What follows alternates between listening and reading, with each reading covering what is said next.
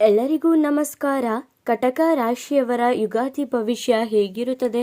ಕಟಕ ರಾಶಿಯವರಿಗೆ 2025ನೇ ವರ್ಷದಲ್ಲಿ ಹೊಸ ಪಂಚಾಂಗದ ಪ್ರಕಾರ ಯಾವೆಲ್ಲ ಲಾಭ ಅನ್ನೋದು ಆಗುತ್ತೆ, ಯಾವೆಲ್ಲ ಶುಭ ಫಲಗಳು ದೊರೆಯಲಿದೆ, ಯಾವೆಲ್ಲ ಅಶುಭ ಫಲಗಳು ಬರಲಿದೆ, ಅಶುಭ ಫಲಗಳಿಗೆ ಪರಿಹಾರಗಳೇನು ಎಂಬುದರ ಬಗ್ಗೆ ಈ ವಿಡಿಯೋದಲ್ಲಿ ನೋಡೋಣ ಬನ್ನಿ. ಅದಕ್ಕೂ ಮುನ್ನ ನೀವೇನಾದರೂ ಕಟಕ ರಾಶಿಯವರಾಗಿದ್ದರೆ, ದೇವರು ಮತ್ತು ಜ್ಯೋತಿಷ್ಯ ಶಾಸ್ತ್ರವನ್ನು ನಂಬುವುದಾದರೆ ಈ ವಿಡಿಯೋಗೆ ಈಗಲೇ ಒಂದು ಲೈಕ್ ಕೊಡಿ ಮತ್ತು ತಪ್ಪದೇ ನಮ್ಮ ATV ಕರ್ನಾಟಕ ಯೂಟ್ಯೂಬ್ ಚಾನಲನ್ನು ಸಬ್ಸ್ಕ್ರೈಬ್ ಮಾಡ್ಕೊಳ್ಳಿ. ನಿಮ್ಮ ಜೀವನದಲ್ಲಿ ಯಾವುದೇ ಸಮಸ್ಯೆ ಇದ್ದರೂ ಕೂಡ ಡಿಸ್ಪ್ಲೇ ಆಗುತ್ತಿರುವ ಗುರೂಜಿ ನಂಬರ್ಗೆ ಕರೆ ಮಾಡಿರಿ. ಕಟಕ ರಾಶಿಯವರ ಶುಭ ಫಲಗಳು 2025ನೇ ವರ್ಷದಲ್ಲಿ ಹೊಸ ಪಂಚಾಂಗದ ಪ್ರಕಾರ ಯಾವೆಲ್ಲ ಶುಭ ಫಲಗಳು ಪಡೆಯಲಿದ್ದಾರೆ ಎಂಬುದರ ಬಗ್ಗೆ ಈ ವಿಡಿಯೋದಲ್ಲಿ ನೋಡೋಣ. ಕಟಕ ರಾಶಿಯವರಿಗೆ ಆದಾಯ ಅನ್ನೋದು ಈ ವರ್ಷ ಹೆಚ್ಚಾಗುತ್ತೆ. ಕಟಕ ರಾಶಿಯವರಿಗೆ ಅವರ ಕೆಲಸ ಮಾಡುವಂತಹ ಜಾಗದಲ್ಲಿ ಆದಾಯ, ದುಡ್ಡು, ಹಣ ಸಂಪತ್ತು ಅನ್ನೋದು ಹೆಚ್ಚಾಗುತ್ತೆ. ಹೆಸರು ಮತ್ತು ಕೀರ್ತಿ ಪ್ರತಿಷ್ಠೆ ಅನ್ನೋದನ್ನ ಪಡೆದುಕೊಳ್ತೀರಾ.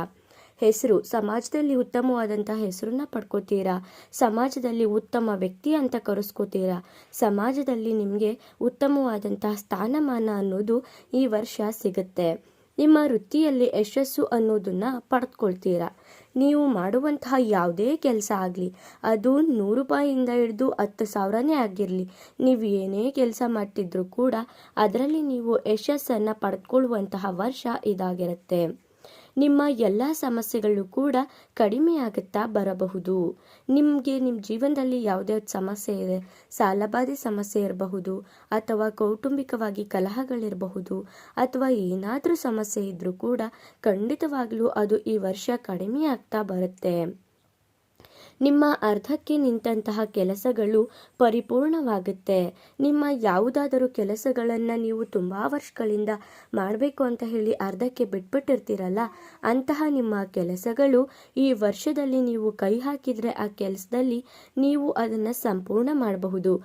ಅಥವಾ ಅರ್ಧಕ್ಕೆ ಮನೆ ಕಟ್ಟಿ ನಿಲ್ಲಿಸ್ಬಿಟ್ಟಿರೋದು, ಅಥವಾ ಏನಾದರೂ ಒಂದು ಅರ್ಧಕ್ಕೆ ಬಿಸ್ನೆಸ್ ಸ್ಟಾರ್ಟ್ ಮಾಡಿ ಸ್ಟಾಪ್ ಮಾಡಿಬಿಟ್ಟಿರೋದು, ಈ ರೀತಿಯಾಗಿ ಮಾಡಿರ್ತೀರಲ್ಲ, ಆ ಬಿಸ್ನೆಸ್ನ ಅಥವಾ ಆ ಮನೆನ ಈ ವರ್ಷ ಕಟ್ಟೋದಕ್ಕೆ ಕೈ ಹಾಕಿದರೆ ಅದರಲ್ಲಿ ನೀವು ಫಲನ ಕಾಣ್ತೀರಾ.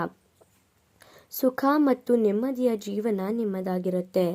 ನಿಮ್ಮ ಜೀವನದಲ್ಲಿ ಇಷ್ಟು ವರ್ಷ ಸುಖಾನೇ ಇರಲ್ಲ, ಕಷ್ಟನೇ ಇಲ್ಲ, ದುಃಖನೇ ತುಂಬಿಕೊಂಡಿದೆ ಅಂತ ಯೋಚನೆ ಮಾಡ್ತಿದ್ರೆ ಈ ವರ್ಷದಲ್ಲಿ ಸುಖಮಯವಾದಂತಹ ಜೀವನ ನಿಮ್ಮದಾಗಿರುತ್ತೆ.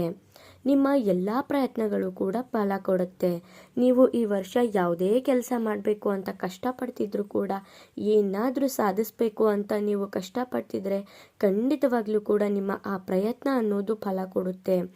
ಅಥವಾ ನೀವೇನಾದರೂ ಒಂದು ಹೊಸದಾಗಿ ಬಿಸ್ನೆಸ್ನ ಸ್ಟಾರ್ಟ್ ಮಾಡಬೇಕು ಅಂತ ಅಂದ್ಕೊಂಡಿದ್ರೆ ಇಂಥವೆಲ್ಲವೂ ಕೂಡ ನಿಮ್ಮ ಜೀವನದಲ್ಲಿ ಒಂದು ಉತ್ತಮವಾದಂತಹ ಲಾಭ ಅನ್ನೋದನ್ನು ತಂದುಕೊಡುತ್ತೆ. ಉತ್ತಮವಾದಂತಹ ಉದ್ಯೋಗ ಅನ್ನೋದು ಸಿಗುತ್ತೆ.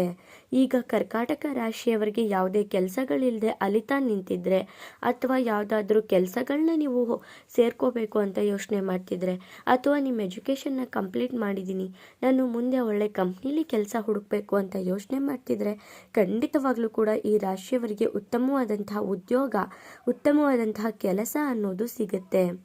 ಯಶಸ್ಸು ಅನ್ನೋದು ಈ ಸಮಯದಲ್ಲಿ ನೀವು ಪಡ್ಕೋತೀರಾ. ನಿಮಗೆ ಉತ್ತಮವಾದಂತಹ ಉದ್ಯೋಗ ಸಿಕ್ಕಿದ್ರೆ ಯಶಸ್ಸು ಅನ್ನೋದು ತಾನಾಗೆ ಬರುತ್ತಲ್ವ. ಹಾಗಾಗಿ ನಿಮ್ಮ ಜೀವನದಲ್ಲಿ ಯಶಸ್ಸು ಅನ್ನೋದು ಕೂಡ ಇರುತ್ತೆ.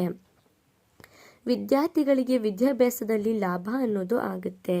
ನೀವು ಯಾವುದಾದ್ರೂ ವಿದ್ಯಾರ್ಥಿಗಳು ನಾನು ಇಷ್ಟಪಟ್ಟಂತಹ ಕಾಲೇಜಿಗೆ ಸೇರ್ಕೊಬೇಕು ಅಂತ ಅಂದ್ಕೊಂಡಿದ್ರೆ, ಅಥವಾ ಯಾವುದಾದ್ರೂ ಗೌರ್ಮೆಂಟ್ ಜಾಬಿಗೆ ನೀವೇನಾದ್ರೂ ಪರೀಕ್ಷೆ ಬರೆದಿದ್ರೆ ಇದೆಲ್ಲವೂ ಕೂಡ ಈ ವರ್ಷ ನಿಮಗೆ ಫಲಿಸುತ್ತೆ.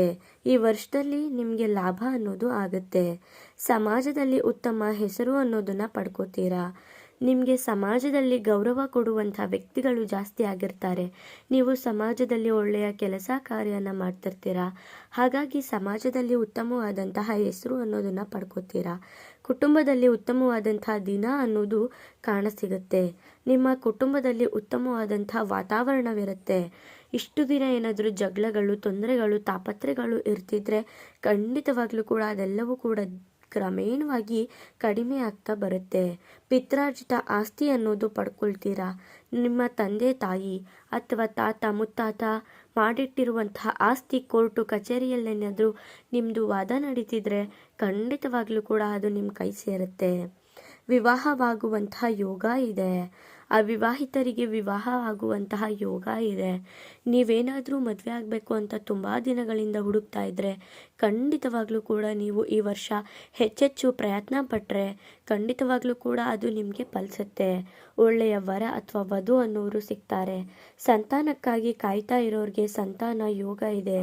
ಆಕಸ್ಮಿಕ ಧನಲಾಭ ಅನ್ನೋದು ಆಗುತ್ತೆ. ನೀವು ಊಹೆನೇ ಮಾಡಿರಲ್ಲ ಆ ರೀತಿಯಾಗಿ ಸಡನ್ನಾಗಿ ಲಾಭ ಅನ್ನೋದು ಆಗುತ್ತೆ. ಇನ್ನು ಇಷ್ಟೆಲ್ಲ ಶುಭ ಫಲನ ಕರ್ಕಾಟಕ ರಾಶಿಯವರು ಹೊಸ ಪಂಚಾಂಗದ ಪ್ರಕಾರ ನೋಡಿದ್ರಿ. ಇನ್ನು ಅಶುಭ ಫಲಗಳು ಯಾವ್ಯಾವುದು ಅಂತ ನೋಡೋದಾದರೆ ಹಣನ ಹೆಚ್ಚಾಗಿ ಖರ್ಚು ಮಾಡ್ತೀರಾ. ಹಣ ಹೆಚ್ಚಾಗಿ ಖರ್ಚು ಮಾಡ್ತೀರಾ ಅಂದರೆ ತಲೆ ಕೆಡಿಸ್ಕೊಳ್ಳೋಕೆ ಹೋಗಬೇಡಿ. ಆದಾಯ ಕೂಡ ಹಾಗೇ ಬರ್ತಿರ್ಬೇಕಲ್ವ. ಹಣನೇ ಇಲ್ಲದೆ ಇದ್ದರೆ ಖರ್ಚು ಮಾಡೋಕ್ಕೆ ಹೇಗೆ ಸಾಧ್ಯ ಆಗುತ್ತೆ. ಇನ್ನು ಆರೋಗ್ಯದಲ್ಲಿ ಕಂಟಕ ಬರಬಹುದು, ಹುಷಾರಾಗಿರಿ. ಇದೇ ಮೇಯ್ನು ಕಟಕ ರಾಶಿಯವರಿಗೆ ಮೈನಸ್ ಪಾಯಿಂಟ್ ಅಂತಾನೆ ಹೇಳೋದು. ಈ ವರ್ಷ ನಿಮಗೆ ಆಯಸ್ಸಿಗೆ ಕಂಟಕ ಬರಬಹುದು, ಹುಷಾರಾಗಿರಿ. ವಾಹನ ಚಲಾಯಿಸುವಾಗ ಎಚ್ಚರಿಕೆಯಿಂದ ಇರಬೇಕು. ನೀವು ವಾಹನನ ಚಲಾಯಿಸ್ತಿದ್ದೀರಾ ಅಂದರೆ ತುಂಬ ಹುಷಾರಾಗಿ ಚಲಾಯಿಸಬೇಕು. ಆರೋಗ್ಯದ ವಿಚಾರದಲ್ಲಿ ಹಣ ವ್ಯಯ ಆಗಬಹುದು. ನಿಮ್ಮ ಆರೋಗ್ಯ ಹಾಳಾಗುತ್ತೆ. ಹಾಗಾಗಿ ನೀವು ಹಣನ ಅದಕ್ಕೋಸ್ಕರ ಹೆಚ್ಚಾಗಿ ಖರ್ಚು ಮಾಡಬಹುದು. ಮಾನಸಿಕವಾಗಿ ಕಿರಿಕಿರಿ ಅನ್ನೋದು ಈ ವರ್ಷ ಉಂಟಾಗುತ್ತೆ. ನಿಮಗೆ ಮಾನಸಿಕವಾಗಿ ಕುಗ್ಗಿಸ್ತಾರೆ ಜನ. ಮಾನಸಿಕವಾಗಿ ತುಂಬಾ ತೊಂದರೆಗಳನ್ನ ನೀವು ಅನುಭವಿಸ್ತೀರಾ. ಮಾತಿನಲ್ಲಿ ಎಳಿತಾ ಇರಬೇಕು. ನೀವೇನಾದರೂ ಮಾತಾಡ್ತಿದ್ದೀರಾ ಅಂದರೆ ನೀವು ಆ ಮಾತಾಡಿದ್ರೆ ಏನಾಗಬಹುದು ಅಂತ ಯೋಚನೆ ಮಾಡಿ ಮಾತಾಡಬೇಕು. ಇಲ್ಲ ಅಂದರೆ ತುಂಬ ತೊಂದರೆ ಅನ್ನೋದನ್ನು ನೀವು ಈ ವರ್ಷ ಕಾಣ್ತೀರಾ. ಶುಭ ಫಲಗಳಿಗಿಂತ ಅಶುಭ ಫಲ ತುಂಬಾ ಭಯಂಕರವಾಗಿದೆ ಕಟಕ ರಾಶಿಯವರಿಗೆ. ಹಾಗಾಗಿ ನೀವು ತುಂಬಾ ಎಚ್ಚರಿಕೆಯಿಂದ ನಿಮ್ಮ ಜೀವನದಲ್ಲಿ ನೀವು ಕಾಲನ್ನು ಇಡಬೇಕಾಗತ್ತೆ. ವಾಹನ ಚಲಾಯಿಸಬೇಕಾದ್ರೆ ತಾಳ್ಮೆಯಿಂದ ಇರಬೇಕು. ಹುಷಾರಾಗಿ ನೀವು ಇರಬೇಕು ಅಂತಾನೆ ಹೇಳ್ತೀನಿ. ಇನ್ನು ಅಶುಭ ಫಲಗಳಿಗೆ ಪರಿಹಾರಗಳೇನು ಎಂಬುದರ ಬಗ್ಗೆ ನೋಡೋದಾದರೆ ಗುರು ರಾಯರನ್ನು ಆರಾಧನೆ ಮಾಡುವುದು ಉತ್ತಮ. ಗುರುವಿನ ಆರಾಧನೆ ಮಾಡಿ. ನಿಮ್ಮ ಗುರುಗಳನ್ನ ನೀವು ಭಕ್ತಿಯಿಂದ ದಯೆ ಶ್ರದ್ಧೆಯಿಂದ ನೀವು ಆರಾಧಿಸಬೇಕು. ಗುರು ರಾಘವೇಂದ್ರ ಸ್ವಾಮಿಗಳು ನಿಮ್ಮ ಅಶುಭ ಫಲಗಳನ್ನ ಕಡಿಮೆ ಮಾಡ್ತಾರೆ. ಇನ್ನು ಗುರುವಾರ ಕಡಲೆಕಾಳಿನ ಉಸ್ಲಿ ಅಥವಾ ಕಡಲೆಕಾಳನ್ನು ನೀವು ದಾನವಾಗಿ ಕೊಡಬೇಕು. ಕಡಲೆಕಾಳಿನ ಉಸ್ಲಿನ ಮಾಡಿ ಪ್ರಸಾದವಾಗೂ ಕೂಡ ಹಂಚಬಹುದು ದೇವಾಲಯಗಳಲ್ಲಿ. ನೀವು ಈ ರೀತಿಯಾಗಿ ಮಾಡ್ಕೊಂಡು ಬಂದರೆ ಖಂಡಿತವಾಗ್ಲೂ ಕೂಡ ನಿಮ್ಮ ಅಶುಭ ಫಲಗಳು ಕಡಿಮೆ ಆಗ್ತಾ ಬರುತ್ತೆ. ಶುಭ ಫಲಗಳು ಹೆಚ್ಚಾಗ್ತಾ ಹೋಗುತ್ತೆ. ಈ ಶುಭ ಫಲಗಳು ನಿಮ್ಮ ಜೀವನದಲ್ಲಿ ಉತ್ತಮವಾದಂತಹ ದಿಕ್ಕಿಗೆ ಕರ್ಕೊಂಡು ಹೋಗುತ್ತೆ ಅಂತಾನೆ ಹೇಳ್ತೀನಿ. ನೋಡಿದ್ರಲ್ಲ ಕರ್ಕಾಟಕ ರಾಶಿಯವರ ಯುಗಾದಿ ಭವಿಷ್ಯ ಹೇಗಿದೆ ಅಂತ. ನಿಮ್ಮದು ಕೂಡ ಕರ್ಕಾಟಕ ರಾಶಿಯವರಾಗಿದ್ದರೆ ನಿಮ್ಮ ಕುಟುಂಬದವರು, ಸ್ನೇಹಿತರು ಎಲ್ಲರಿಗೂ ಕೂಡ ಈ ವಿಡಿಯೋನ ಶೇರ್ ಮಾಡಿ. ಹಾಗೆ ನಿಮ್ಮದೇ ಆದಂತಹ ಕಮೆಂಟ್ ಮಾಡಿ. ಮುಂದಿನ ವಿಡಿಯೋದಲ್ಲಿ ಹೊಸ ವಿಡಿಯೋದಲ್ಲಿ ಸಿಗ್ತೀನಿ. ಅಲ್ಲಿವರೆಗೂ ನೋಡ್ತಾ ಇರಿ ನಮ್ಮ ಚಾನಲ್. ಧನ್ಯವಾದಗಳು.